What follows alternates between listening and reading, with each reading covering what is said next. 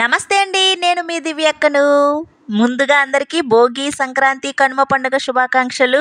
వీడియోని లైక్ చేసి పూర్తిగా చూడండి.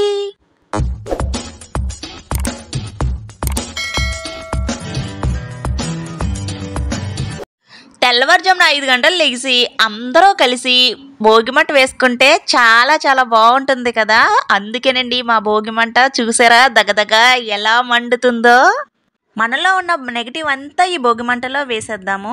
ఇక పొద్దున్నే మా డాబా పైకి ఎక్కి చూస్తే మంచు చూసారా ఎలా కురుస్తుందో. తర్వాత అయితే హరిదాస్ గారు వచ్చారు, మంట దగ్గరికి తీసుకొచ్చి పిల్లలందరూ ఫోటోలు తీసుకున్నారు చాలా చక్కగా. ఇకపోతే సంక్రాంతి సెలబ్రేషన్స్కి వస్తే మా అమ్మాయి ముగ్గు వేసిందండి. ఎంత బాగుందో కదా, చూడ చక్కగా ఉంది. ఈ సంవత్సరం పండగంతా పిల్లలు ఇద్దరే చేస్తానన్నారు, వాళ్ళకే చెప్పేశాను. భోగినాడు ముగ్గేస్తే సంక్రాంతి వచ్చినప్పటికి కాస్త రంగులు పోయినాయి. తర్వాత మా తమ్ముడు వైఫ్ మా మరదలు వచ్చింది, తనతోనే ఫస్ట్ టైం వచ్చింది అని చెప్పేసి తనతోనే కుండను పెట్టించాము మా సెలబ్రేషన్స్కి, సంక్రాంతి కుండ. ఇదిగోండి ఇక్కడ మా డాబా పైనుంచి చూస్తే భోగిమంట చూసారా ఎలా కనిపిస్తుందో. ఇది లాస్ట్ ఇయర్దండి. మేము లాస్ట్ ఇయర్ ఇప్పుడు భోగిమంట ఎక్కడైతే వేసామో అక్కడ సెలబ్రేషన్స్ చేసుకునే వాళ్ళం లాస్ట్ 2 ఇయర్స్ కూడా. కానీ ఈ ఇయర్ కొంచెం కుదరలేదు. దాని గురించి అని చెప్పేసి పిల్లలు మేము చేసుకుంటాము, మన ఇంటి దగ్గర చేసుకుంటాము అని చెప్పేసి వాళ్ళు చేసుకున్నారు.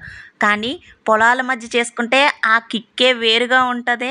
ఆ రోజైతే చాలా హ్యాపీగా అనిపించిందండి. ఎందుకంటే చుట్టుపక్కల అందరూ కూడా వచ్చారు.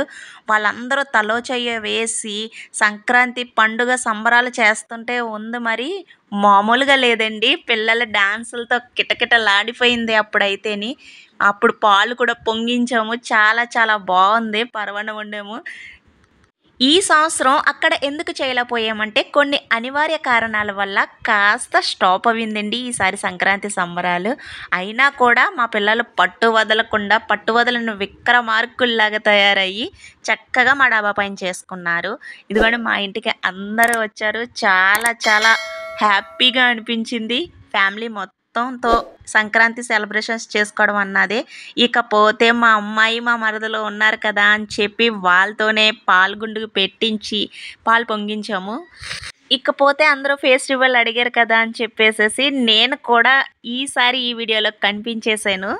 ఒక్క పక్క గాలి వేసేస్తూ పాలు పొంగడానికి మా అబ్బాయి పొయ్యి వెలిగించి ఎన్ని తిప్పలు పడ్డాడంటే పాపం వాడికే తెలియాలండి. చాలా కష్టపడ్డాడు వాడు. మన కష్టానికి తగిన ఫలితమే వస్తుందండి. పాలు చూసారా ఎంత అందంగా పొంగినాయో.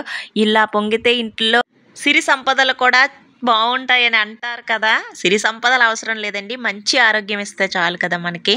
ఇక అందరూ కలిసి భోజనాలు చేసి మా అమ్మ నాన్న వచ్చారు కదండి, అల్లుడు గారు అత్తమామలకి బట్టలు పెట్టుకున్నారు. తర్వాత ఆశీర్వాదం తీసుకున్నాము. తర్వాత మా మరదలకు కూడా బట్టలు పెట్టేశాము. చక్కగా ఆ రోజుకుండి కనుమ పండుగ నాడు మేమందరం చాలా హ్యాపీగా బయటకు వెళ్ళాం. యానం టూర్కి వెళ్ళాము. ఈ వ్లాగ్ కావాలంటే మమ్మల్ని కంపల్సరీ కామెంట్లో అడగండి. ఈ చిన్న వీడియో మీకు నచ్చినట్లయితే వీడియోని లైక్ చేసి ఛానల్ని సబ్స్క్రైబ్ చేసుకుని మీ ఫ్రెండ్స్కి కూడా షేర్ చేయండి. మరో మంచి వీడియోతో మళ్ళీ కలుద్దాం. Love you all.